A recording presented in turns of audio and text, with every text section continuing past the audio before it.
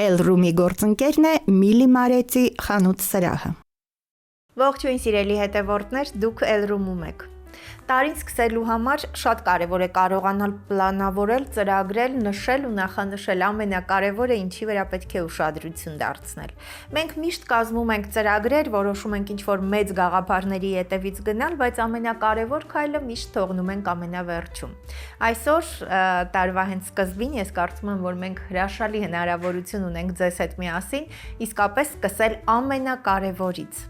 Մենք խոսելու ենք այն մասին, թե ինչպես կարողանալ ներդաշնակություն գտնել ինքդ քո մեջ, ստրեսային իրավիճակում են ըստ էության շատ կամ քիչ բոլորը, ինչպես կարողանալ այդ հավասարակշռությունը պահել եւ որ դեպքում է, որ պետք է դիմել մասնագետին, փոխանակ դանդաղ եւ հստակ ցավոք հաստատուն քայլերով դեպի կործանում գնալուց։ Եթե մարդը տրամադրված չէ հաղթանակների, եթե մարդը ինքը չի կարողանում իր մասին հոգ տանել եւ այնպես անել, որպեսզի իր ներսում ու շուրջը ներդաշնակություն լինի, դրական աուրա լինի, այս մարդու համար իրականում շատ դժվար է աշխարհը նվաճել։ Գիտեք, շատ հաճախ մենք չենք հասկանում իրականում որտեղ է մեր խնդիրը։ Մեզ թվում է ինչ որ մի խնդիր ունենք հա ֆիզիկական։ Պարզվում է, որ սրա հիմքը բոլորովին այլ տեղ է եւ կարեւոր է, որպեսզի մենք գտնենք ճիշտ տեղը, ճիշտ կոճակն, ինչպես ասում են, սեղմելով իրականում կարողանանք վայելել կյանքը։ Շտապում եմ այս պահին նաեւ ձեր անունից Էլ-Ռումում ողջունել ընտանիքի հոգեբան, հոգեթերապևտ Քրիստինե Սիմոնյանին։ Քրիստինե, ես շատ ուրախ եմ, ինձ իսկապես շատ հաճելի էր, որ առիթ ունեցանք ծանոթանալ։ Ես հետևում եմ ձեր գրառումներին ու շատ տարբերվող ամեն ինչ այդ դժվար իրավիճակները շատ հեշտ ներկայացնելու հատուկ դուք այդպես տարբերվող շնորհ ունեք։ Բարև ձեզ։ Ինձ համար էլ է շատ հաճելի ծանոթությունը եւ մեր հանդիպումը։ Ձեր թույլտվությամբ մի քանի բառով սկզբից սկսենք։ Ես մտածում էի, երբ այսպես ուսումնասիրում էի, էջը մտածում էի, որ ինչ որ մի տարբերվող բան կա, որտեղից է սա գալիս, այսինքն հոգեբան, հոգեթերապևտ, բայց ինչ որ մի այսպես գործնականին շատ մոտ առանձնահատկություն ունեք։ Ես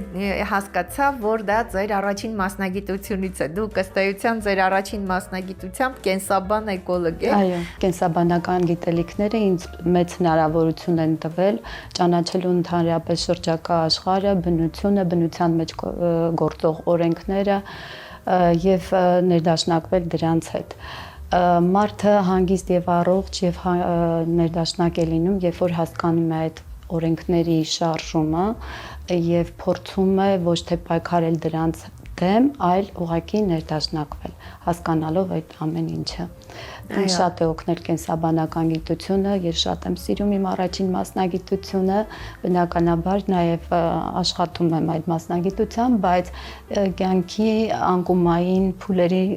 ժամանակ ես հասկացա, որ ունեմ նաև այլ ճանապարհ անցնելու եւ հոգեբանությունը ընտրեցի որպես իմ կյանքի կարևորագույն ուղղություններից մեկը հոգեթերապևտի մասնագիտությունը, որը շատ որոշիչ եղավ ինձ համար։ Առհասարակ ես մարդուն ընդունում եմ մեծագույն կյանքի մեծագույն արժեք եւ նրա մտավոր, հուզական եւ հոգեվոր բազմաշերտությամբ։ Իմ աշխատանքում ես գիտականը եւ հոգեբանությունը համադրում եմ իրար հետ, որպեսզի հնարավորինս արդյունավետ մարդը կարողանա ներդաշնակվել եւ ինքն իր հետ եւ իր ընտանիքում։ Ընդհանրապես ջերմ ընտանիքը բուժիչ հատկություն ունի եւ կարեւոր է ընտանիքի ջերմությունը պահել, իսկ ընտանիքի ջերմությունը կարելի է պահել այն դեպքում, երբ որ ընտանիքի անդամների մեջ կա առողջ հաղորդակցություն։ Շատ կարեւոր է հասկանալ, որ ընտանիքային վայրն է, որտեղ տիրում է սեր, համբերություն եւ իհարկե հոգատարություն, հասկացվածություն միմյանց նկատմամբ։ Երբ մենք ընտրում ենք միմյանց լսելու, հասկանալու եւ ներդաշնակվելու ճանապարհը, ապա խնդիրները ընտանիքում լուծվում են շատ ավելի հեշտ։ Այսինքն ընտանիքի անդամները թույլ են տալիս իրենց սխալվելու, իրենց ցանկությունները հայտնելու, բարձրաձայնելու, առանց մտածելու, որ կարող է մեղադրանքների արժանանալ։ Իսկ եթե ընտանիքում կա այդ փոխադարձ ըմբռնումը, միմյանց ընդունելու կարողությունը, սա այո կարողություն է, որ մենք պետք է փորձենք ձևավորել մեր մեջ, սա իհարկե ճանապարհ է, հենց այնպես հեշտ ու հանգիստ չի լինում, հա, ներդաշնակությունը այդպես հեշտ չի տրվում։ Ես միշտ ընտանիքը համեմատում եմ տիեզերքի հետ, այո, որտեղ կա շարժում, որտեղ կա ներդաշնակություն, որտեղ կա լույս։ Եթե մենք այսպես մտածենք, ապա շատ դժվարություններ ավելի հեշտությամբ կհաղթահարենք։ Ուրեմն ներդաշնակությունը այն ընտանիքներում չէ, որտեղ կատարյալ է ամեն ինչ։ Ներդաշնակությունը գալիս է այն ընտանիք, որտեղ կա փոխադարձ հասկացվածություն։ Կրիստինա, ես նաև փաստորեն ձեր առաջին մասնագիտության մասին մենք խոսեցինք, դուք նաև դասավանդում եք հումանիտար քոլեջում, նշեցիք, որ դժվար ժամանակներ եղավ ձեր կյանքում, որից հետո որոշեցիք, այսինքն հոգեբանությունը առաջին հերթին օգնել է ձեզ, եւ սա է պատճառը, երևի ես նշեցի ձեր գրառումներով, այսինքն այսպես բանաձևային, դասագրքային չեն, կարծես ապրված լինեն նաև այս երևույթների հետ աշխատող գործիքները։ Այո։ Կյանքի վայրիվերումների ընթացքում ես էլ եմ ունեցել անկումներ, բայց իմ մեջ ուժ եմ գտել, որպեսզի ոտքի կանգնեմ եւ շարունակեմ իմ ճանապարհը։ Սա ինձ հուշել էին բոլոր անկումները, ինձ հուշել են, որ ինչ որ մի բան իմ ներսում ուրեմն այն չէ։ Եվ ես արդեն ներհայել եմ դեպի ներս, աստիճանաբար գտել եմ այն բոլոր խնդիրները, այն բոլոր ցավերը, հա, եւ սկսել եմ դարմանել։ Այդ ժամանակ կյանքը դառնում է ավելի հետաքրքիր։ Ընդհանրապես ներողություն եմ խնդրում, ֆիզիկական խնդրի է վերածվել, բայց հիմքը հոգեբանական է։ Այո, նաև ֆիզիկական խնդիր էր, բնականաբար բոլոր ֆիզիկական հիվանդությունների հիմքում ընկած է մարդու հոգեվիճակը։ Եվ սա հանգեցնում է անցանկալի հետևանքների, բայց եթե մարդը գիտակցում է, սա հասկանում է, ժամանակին դիմում է օգնության, որտեղ պահեր կան, որ ինքդ քեզ չես կարող օգնել։ Այո, թեթև ստրեսների ժամանակ, այո, դրանք հնարավոր է ինքնօգնությամբ հարթել, քանի որ մարդը ունենում է տարբեր ռեսուրսներ, հա, եւ ֆիզիկական, եւ հոգեվոր, եւ նյութական, եւ մարդկային, հա, եւ այդ ամեն ինչը օգնում է նրան այդ վիճակից դուրս գալ, հաղթահարել դժվարությունները, բայց եթե պահեր կան, որ այդ ստրեսները ուժգին են եւ զգում ես, որ արդեն դա քո ուժերից վեր է, ուրեմն հարկավոր է դիմել մասնագետների։ Այո։ Այսինքն առաջին հենց փուլը դուք ինքներդ զգացիք, որ ձեր խնդիրը հոգեբանական է, որը վերածվել է ֆիզիկականի։ Այո, այո, եւ նաեւ կարողացաք պարզել հիմքը, թե ինչի արդյունքում է, ինչից է։ Պարզելը այդպես անմիջապես չէր, նորից այդ ճանապարհի ընթացքում ես հասկացա, թե խնդիրները որտեղից են գալիս եւ իմ մեջ ուժ գտնելով, այո, փորձեցի հաղթահարել այդ խնդիրները։ Այդ պատճառով ես այսպես վստահորեն բոլորին ասում եմ, որ երբեք պետք չէ ընկճվել, կյանքի դժվարություններն են մեզ համար, ընդհանրապես կյանքը ստրեսների շղթա է եւ դա տանում է մարդուն զարգացման։ Ես շատ շնորհակալ եմ ինձ բաժին հասած այն բոլոր լավ եւ վատ իրավիճակների համար եւ այն բոլոր մարդկանց, ովքեր ինձ կանգնեցրել են այդ հարցերի շուրջ, որովհետև իրենք իմ ամենամեծ ուսուցիչներն են եղել։ Փաստորեն էս ընդունված արտահայտությունը դուք այսպես նաև կյանքում ձեր տեսանելի եղել, զգացել եք։ Այո, ես իսկապես շատ շնորհակալ եմ, որովհետև հենց իրենք են պատճառ հանդիսացել, որպեսզի ես ընտրեմ իմ կյանքի այս ճանապարհը։ Փաստորեն 18-19 թվից հետո եք սկսել հետաքրքրվել եւ այսպես շատ խորությամբ, նաև մասնագիտական ոչ միայն առանձին դասընթացներ, այլև մագիստրատուրայում եք հիմա արդեն, այսինքն եւ գիտական եւ ավելի պրակտիկ ճյուղը զուգահեռ ուսումնասիրում եք։ Եթե սկսենք այ հիմա ամենատարածված հա ստրեսներից, դեպրեսիա բառը կարծես սովորական մի բան է դարձել, անդադ ասում են ես դեպրեսիայի մեջ եմ եւ իրենց վարքա բոլոր ինչ որ վարքը, պահելաձևը եւ այլն կապում դրա հետ։ Դեպրեսիայի մեջ եմ, չեմ ուզում տեղիցս վեր կենալ, չեմ ուզում ինչ որ տեղ գնալ, չեմ ուզում հյուր ընդունել եւ այլն։ Այ ինչպես հասկանալ, երբ է իրականում ստրես, երբ է այ դեպրեսիա ասվածը եւ որ ճանապարհով է պետք գնալ սրա դեմ պայքարելու համար։ Վախենում եմ պայքարել բառը օգտագործել, դուք նշեցիք, որ պետք չի նշել, որ կյանքը պայքար է, կյանքը շարժում է։ Այո, երջանկությունը գալիս է այն ժամանակ, երբ որ կյանքն ընդունում է շարժում, ոչ թե պայքար։ Դեպրեսիան առաջանում է ստրեսի փուլերի ընթացքում։ Մենք այսօր խոսում ենք ապրում ենք այնպիսի մի աշխարհում, որտեղ ստրեսային գործոնները շատ են, հատկապես մեծ քաղաքներում ապրելիս մենք անընդհատ ենթարկվում ենք այդ գործոնների ազդեցությանը։ Պետք չէ դրանից վախենալ, ինչպես ես նշեցի, ստրեսային գործոնները նպաստում են, որպեսզի մարդը զարգացում ապրի։ Այսինքն թույլ տանք մեզ ենթարկվել այդ ստրեսային գործոններից, ուղղակի գտնենք բանալիներ, ճանապարհներ, թե ինչպես կարելի է հաղթահարել այդ ամեն ինչը։ Հանգիստ վերաբերվենք ամեն ինչին, հա։ Այդ մարդիկ, ովքեր գտնվում են դեպրեսիայի փուլում եւ իրենց սկսում են արդարացնել, սա նշանակում է, որ պատասխանատվությունը իրենք դնում են ուրիշի վրա։ Այսինքն պատասխանատվությունից խուսափելուց։ Այո, խուսափում են պատասխանատվությունից, բայց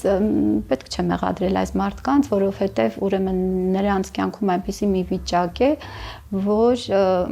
մարմինը սկսում է պայքարել դրա դեմ։ Այսինքն մարմինը հուշում է, որ ինքը թույլ է, իրեն պետք է պաշտպանություն եւ այլն ինչ որ միջոցներ, ճանապարհներ այդ վիճակից դուրս գալու համար, ուղղակի հարկավոր է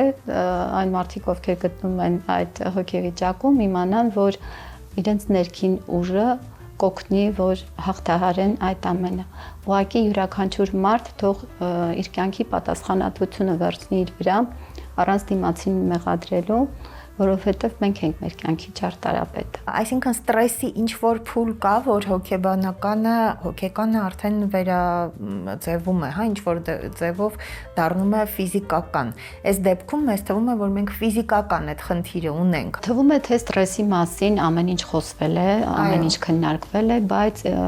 փաստորեն այդպես չէ եւ չի կարող այդպես լինել, որովհետև կյանքը ստրեսների շղթա է։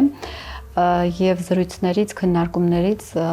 պարզ է դառնում, որ այս հարցին պետք է հաճախակի անդրադառնալ։ Ուրեմն ստրեսները լինում են եւ էուստրեսներ, այսինքն դրական հագործոններով են պայմանավորված եւ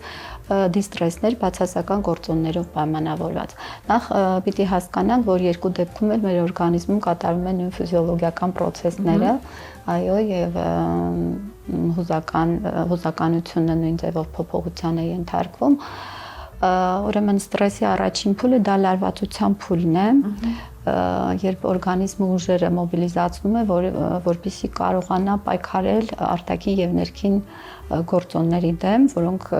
խախտում են օրգանիզմի հավասարակշռությունը, հա, փորձելով օրգանիզմը ադապտացիայի ենթարկել տվյալ իրավիճակում։ Սրանք թեթև ստրեսների դեպքում հեշտությամբ հաղթահարվում են։ Ստրեսի երկրորդ փուլը արդեն դիմադրության փուլն է։ Դիմադրության փուլն էլ ունի 3 ճանապարհներ, այսպես ասած, որոնք հաղթահարելու դեպքում էլի նորից մարդը կարող է կազդուրվել։ Բայց արդեն եթե անցնում է երրորդ փուլ, հյուծման փուլ, այստեղ արդեն դժվար է շատ։ Ինչպես հասկանալ, ներողություն եմ խնդրում Քրիստինա, ինչպես հասկանալ, այ ասում են, անընդհատ ստրեսային է իմ կյանքը, ստրեսային իրավիճակում եմ, ես շարունակական ստրեսներ եւ այլն։ Ինչպես հասկանալ, որ սա իրականում արդեն այդ փուլերն են եւ արդեն վտանգավոր շեմը անցնում ենք։ Եթե մարդը անընդհատ դժգոհ է իր կյանքից, կան այդ մեղադրանքները, քննադատությունները, այսինքն ինքը ադապտիվ չէ, այստեղ ինքնակնդատություն թե եւ այո, ինքնակնդատությունն էլ այլ բաների հետ է կապված, բայց այս դեպքում նկատվում է իհարկե, դժգոհությունն է նկատվում ընդհանրապես եւ նա գտնվում է լարված վիճակում, ցանկացած իրադարձություն ընդունում է հակադրվելով, հա, առաջին հայացքից չի փորձում հասկանալ ինչու է ինքը հայտնվել այդ իրավիճակի մեջ, առաջին հարցը սա պիտի տանք, որովհետև հենց այնպես մեր հետ ոչինչ չի կատարում։ Կյանքը հուշումներ է տալիս մեզ, նշաններ է տալիս մեզ, ուղղակի մենք պետք է այնքան զգոն լինենք, որ կարողանանք հասկանալ դրանց տակ ինչ է թաքնված, ինչ է ուզում մեզ ասել։ Եվ այսպես առաջին ճանապարհը հա դիմադրության դա այն է, երբ մարդը ուղղակի կարող է լքել այն տարածքը ֆիզիկապես, որը որ իրեն տհաճություն է պատճառում։ Ենթադրենք գտնվում է այնպիսի աշխատավայրում, որտեղ ճնշված է ամեն օր նույն վատապրումները, դժգոհությունները, ինքը դժկամությամբ է այդ աշխատանքը կատարում։ Ուրեմն ամենալավ տարբերակը այդ աշխատանքից հեռանալն է։ Սա ընդհանրապես մի օրինակ, իսկ երբ որ մենք սկսում ենք դիմանալ այդ ամեն ինչին, արդեն մենք մեզ դավաճանում ենք։ Մի պահ ընդհատելով Քրիստինե, այսինքն ինչ տարբերակով մենք հիմա տեսնում ենք հեռախոսահամարը, այսինքն որ խնդիրների, իրենց տանջող այս խնդիրների դեպքում կարող են զանգահարել, հա, եւ գրանցվել, դուք on-line եւ off-line առանձին հանդիպումներ եք ունենում, հա, ու արդեն երևի առաջին հանդիպումից հետո պարզ է լինում, թե ինչքան ժամանակ է պետք տվյալ խնդիրը լուծելու համար, որովհետև տարբեր խորության ըստ էության կարող են խնդիրներ լինել։ Միանշանակ կոնկրետ ժամանակ հատված ասել հնարավոր չէ, կամ ասենք քանի սեանս ասել, որովհետև յուրաքանչյուր մարդ ունի իրեն բնորոշ, այսպես ասած, խնդիրները, խնդիրները, որոնք զրույցի ընթացքում արդեն պարզ կդառնա, եւ հոգեթերապիաների միջոցով իհարկե հաղթահարվում են դրանք, ուղղակի այստեղ համարձակություն է պետք ճանաչելու ինքդ քո խնդիրը, որը մարդը հաճախ մերժում է, վերհանելու եւ դիմելու օգնության։ Այսինքն այստեղ է մերժում, չի ուզում իրեն ճանաչի, ինքն իրեն մերժում է եւ շատ այնպես լավ չէ, որ մարդն ինքն իրեն մերժում է։ Կյանքի լավ որակ ունենալու համար մարդն առաջին հերթին պետք է սիրի եւ ընդունի իրեն։ Մարդը եթե ինքն իրեն մերժում է, իրեն շրջապատում բոլորն է մերժում։ Արդեն կոնֆլիկտային հարաբերություններ է ունենում շրջապատի հետ։ Ընդհանրապես այսպեսի մի բան կա, ինչպես դու ինքդ քեզ վերաբերվում ես, այնպես էլ շրջապատն է քեզ վերաբերում։ Այո։ Ինչ ուղիղ կապ կարելի է գտնել եւ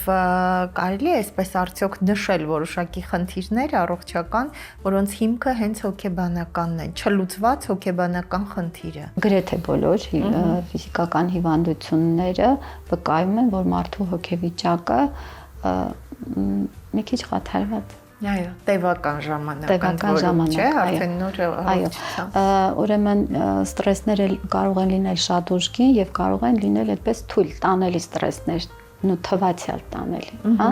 որ դեռևս օրգանիզմը կարճ ժամանակահատվածում կոնկրետ հյուսում չի ապրում, բայց դրանք ավելի վտանգավոր են։ Տևականորեն անընդհատ պատկերացրեք մարդը գտնվում է լարված վիճակում, նրա օրգանիզմում ադրենալին, նորադրենալին, կորտիզոլ անդադար արտադրվում են եւ այս մարդու մոտ այդ լարված վիճակը երբեք չի անցնում։ Գլխացավերը, տարբեր տիպի անքնությունը տարածված են մարդկանց մոտ եւ կարծես նորմալ են վերաբերվում են այդպես, որ այդպես պիտի լինի։ Այս ամենից խուսափելու համար շատ կարևոր է մարդու ինքնախնամքը։ Այո, իսկ հնարավոր է արդյոք Քրիստինա, որոշակի, ես չգիտեմ, ինչ որ տեստի նման մի բան կամ ինքնախնամքի, ինչ որ շատ ընդհանուր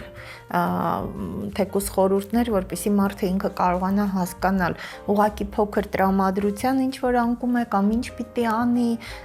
հոգնածություն է սա, թե արդեն իրականում հոգեբանական խնդիր է։ Պետք է արդեն դիմել մասնագետի, թե դեռ ինքնուրույն ինչ որ միջոցներ կան եւ կան արդյոք ինքնախնամքը, որտեղից է սկսվում։ Շատ կարևոր է, որ մարդը դնի անձնային սահմաններ եւ առաջնորդվի դրանցով, այսինքն կարողանա պարզ հաղորդակցման միջոցով ասել, որ այսինչ բանը ինձ դուր է գալիս, սա ինձ դուր չի գալիս։ Ես պատրաստ եմ ինչ որ բան ընդունելու, ինչ որ բան ոչ։ Հաճախ մենք չենք արտահայտվում եւ մեզ թվում է, թե դիմացինը կհասկանա, կկարդա մտքերը, բայց իրականություն այլ է լինում։ Ներսում մարդ վիրավորանք է զգում, հա, վիրավորանքը ինչ է, նրա հոգին աղաղակում է, որ ինձ չեն հասկանում, ուզում եմ, որ լսված լինեմ։ Բայց պետք է հասկանալ, որ դիմացինին ուղղակի կարելի է հասարակ խոսքի միջոցով տեղյակ պահել քո պահանջմունքների մասին, որովհետև այս դիրքորոշումը նաև սեփական պահանջմունքների նկատմամբ անպատասխանատվություն է, անտեսում է։ Նորից գալիս ենք այն կետին, որ դու ինքդ քո նկատմամբ հոգատար չես, դու ինքդ քո նկատմամբ սեր չես ցուցաբերում։ Նշանները, որոնք են, երբ որ մարդ վատ է զգում իրեն, տրամադրություն չունի, սա նշանակում է, որ ինչ որ մի բան այն չէ։ Արդեն իսկ նշան է։ Եվ հարկավոր է մտածել, ինչ միջոցների դիմել,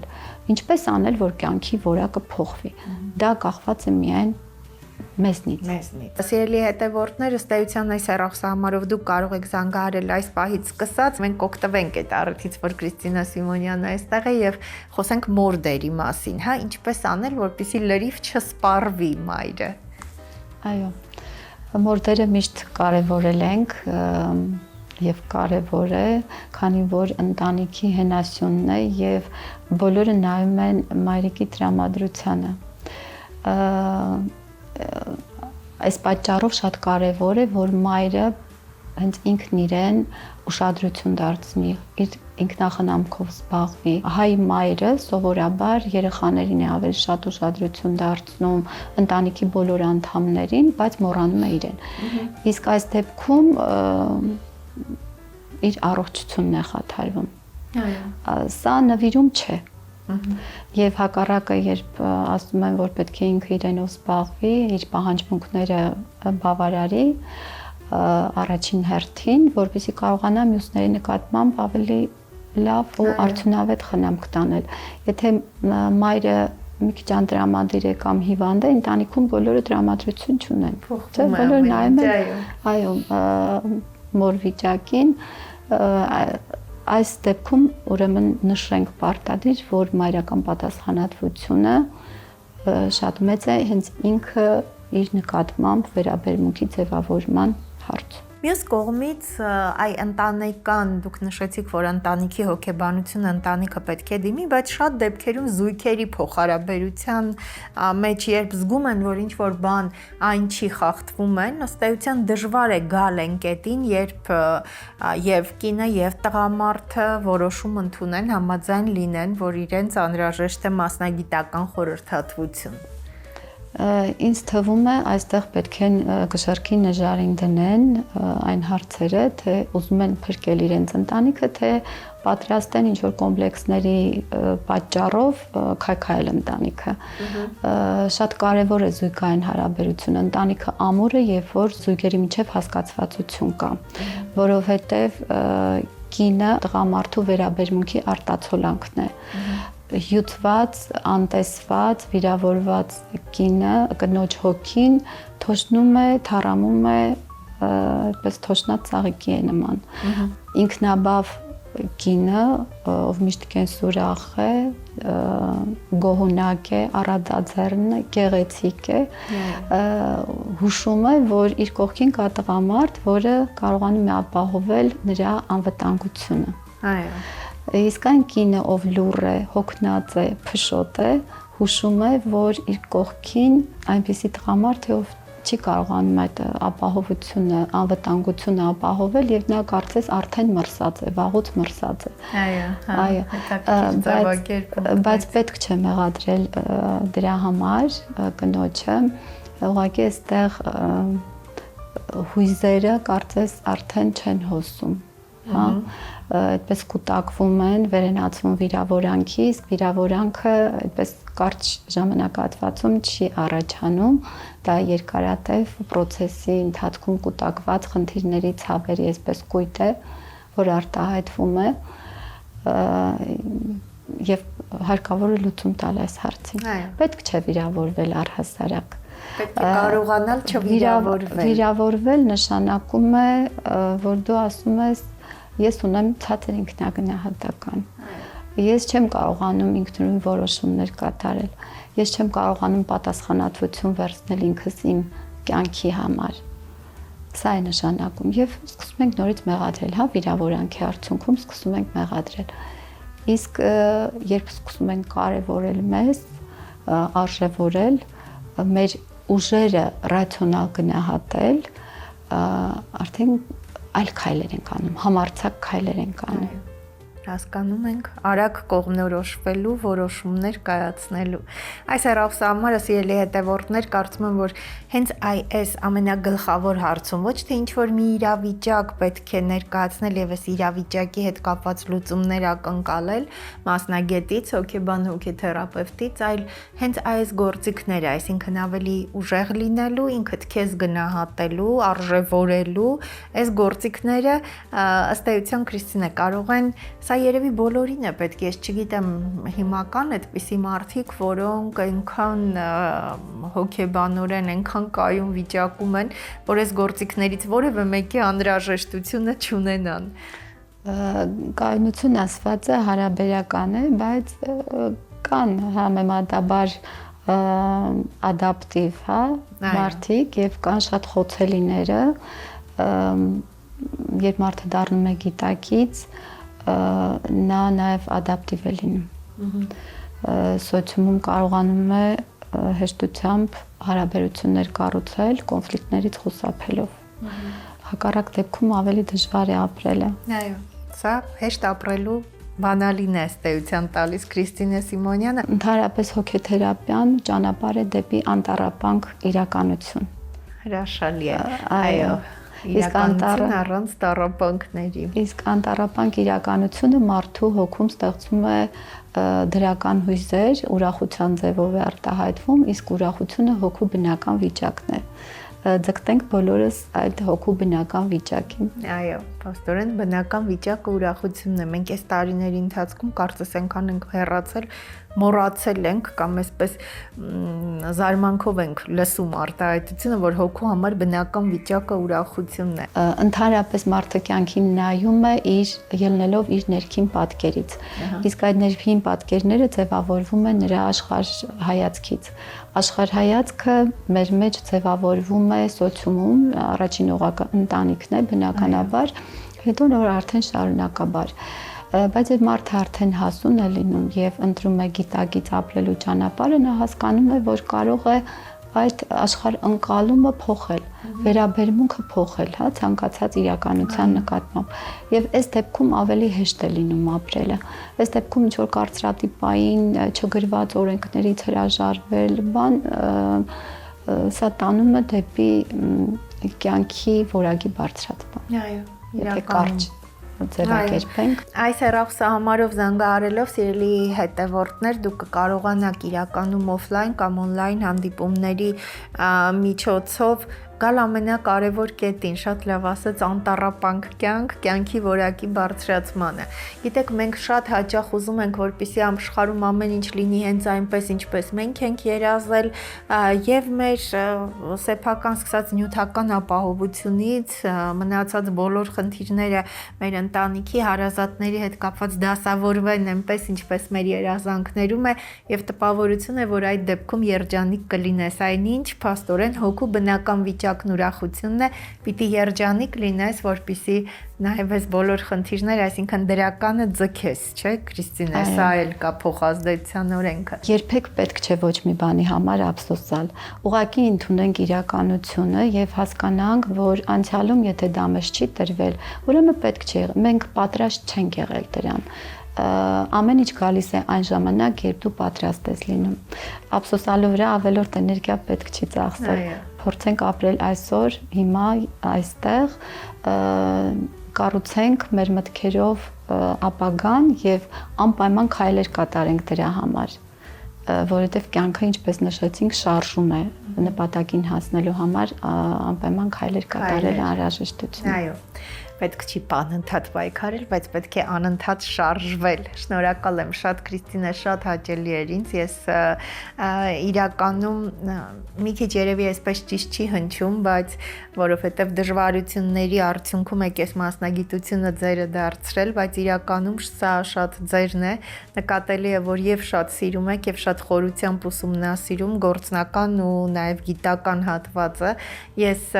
կարծում եմ, որ շատ անհրաժեշտ է իրականում հիմա այս մասնագիտությունը եւ ձեզ նման պրոֆեսիոնալները, որովհետեւ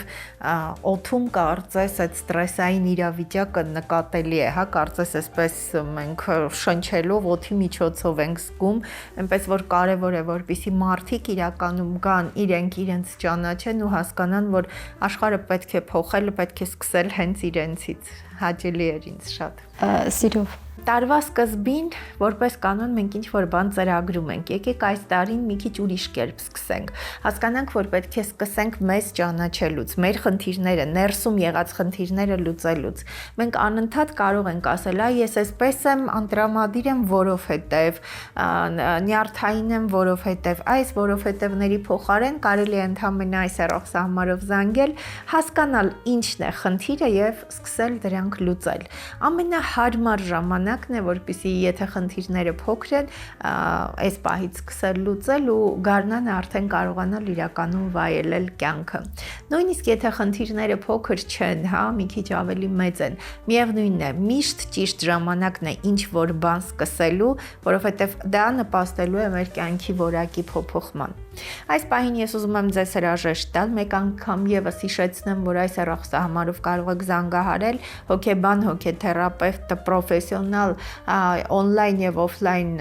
փաստորեն սեանսներով, հանդիպումներով կարող է իրականում կարճ ժամանակում փոխել ձեր կյանքի որակը, փոխել այն մթնոլորտը, որտեղ դուք գտնվում եք, ու դուք կհասկանաք, որ իրականում շատ կարեւոր է վայելել այս օրը։